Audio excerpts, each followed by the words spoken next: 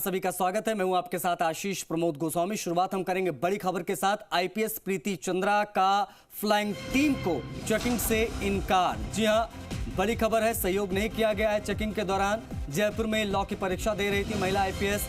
कालवाड़ के Biyani law college का ये पूरा मामला है। जांच के लिए फ्लाइंग स्क्वाड की टीम पहुंची थी, लेकिन वहां पर सहयोग नहीं किया गया इनके द्वारा। BR अम्बेडकर लॉ यूनिवर्सिटी की टीम थी, परीक्षा दे रही थी। आईपीएस प्रीति चंद्रा ने जांच में सहयोग नहीं किया। प्रिंसिपल ऑफ फ्लाइंग स्क्वाड ने धमकी देने के भी आरोप लगाए हैं। मोलेस्टेशन का केस दर्ज करवाने के आरोप लगाए गए हैं। परीक्षा केंद्र के अंदर मोबाइल लेकर आने के भी आरोप लगाए गए हैं। बड़े आरोप लगे हैं, संगीन आरोप लगे हैं। बड़ी खबर इस वक्त की हम आपको बता रहे हैं। आईपीएस प्रीति चंद्रा का फ्लाइंग टीम को चेकिंग से इनकार। परीक्षा दे रही थी आईपीएस। अब ऐसे में पद का रसूख कहें या कुछ और, प्रिंसिपल और जो फ्लाइंग स्क्वाड है इनको धमकाने का भी आरोप लगा है। परीक्षा केंद्र के अंदर मोबाइल लेकर भी आई थी, ऐसा भी बताया जा रहा है। आईपीएस प्रीति चंद्रा का फ्लाइंग टीम को चेकिंग में सहयोग न करने से जुड़ी ये खबर हम आपको बता रहे हैं। यहां पर परीक्षा दे रही थी आईपीएस, लेकिन जब चेकिंग के लिए टीम पहुंची तो चेकिंग से इनकार कर दिया। आपको बता दें कि कालवाड़ के बियानी लॉ कॉलेज का ये पूरा मामला है। जांच के लिए पहुंची थी flying team. BR Ambedkar law university की टीम थी, परीक्षा दे रही थी आईपीएस प्रीति चंद्रा। जांच में सहयोग नहीं किया। प्रिंसिपल और फ्लाइंग स्क्वाड ने यह भी कहा है कि हमको धमकी दी गई। मोलेस्टेशन का केस दर्ज करवाने के भी आरोप जो है वो लगाए गए। शशि मोहन शर्मा हमारे सहयोगी ज्यादा जानकारी के साथ कनेक्ट हो गए फोन लाइन पर। क्या वाकया हुआ शशि, आईपीएस प्रीति चंद्रा से जुड़ा हुआ ये?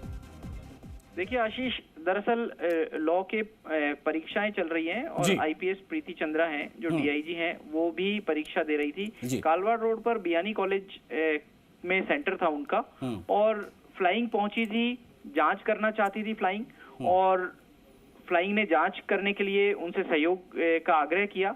और फ्लाइंग के जो सदस्य हैं और कॉलेज के जो स्टाफ है, उन लोगों का कहना है कि प्रीति चंद्रा ने जांच में सहयोग नहीं किया, और साथ में ये भी कहा कि वो आईपीएस ऑफिसर हैं और वो जानते नहीं है क्या इस बात को, तो क्यों उनकी जांच बार बार की जा रही है। इस सारे घटनाक्रम के दौरान 2 बार बहस भी हुई। हालांकि उन्होंने ये कहा कि आपने मुझे गलत तरीके से टच किया है और इसकी एफआईआर भी दर्ज कराऊंगी, ये कहा प्रीति चंद्रा ने। लेकिन फ्लाइंग के जो जुड़े हुए लोग हैं उनका कहना था कि एक परीक्षा देते समय स्टूडेंट और जो एग्जाम में बैठा हुआ व्यक्ति है वो केवल एक एग्जाम स्टूडेंट की नजर से देखा जाता है। वो किसी भी पद पर हो, किसी भी ओहदे पर हो, किसी दूसरे पेशे में हो, इससे कोई फर्क नहीं पड़ता।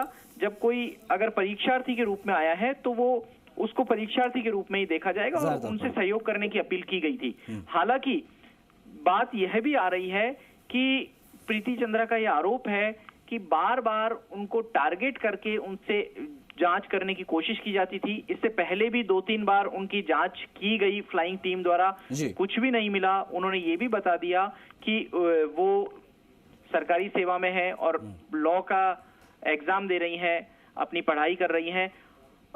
हो सकता है इस मामले में कोई एफआईआर दर्ज हो जाए। जैसे ही अगर कोई एफआईआर दर्ज होगी तो हम कोशिश करेंगे हमारे दर्शकों को लगातार अपडेट करें। लेकिन ये आरोप प्रीति चंद्रा की तरफ से लगाए गए कि उन्हें गलत तरीके से छुआ गया। और सवाल यह है कि फ्लाइंग में क्या मेल और फीमेल दोनों जांच करने वाले थे या केवल मेल लोग थे जिन्होंने जांच के लिए कहा। लेकिन बियानी जो कॉलेज है उसके स्टाफ का कहना है कि फ्लाइंग में आए हुए लोग और महिला स्टाफ ने ही प्रीति चंद्रा की जांच की थी और वो एग्जाम छोड़ करके चली गई, ऐसा फ्लाइंग का कहना है।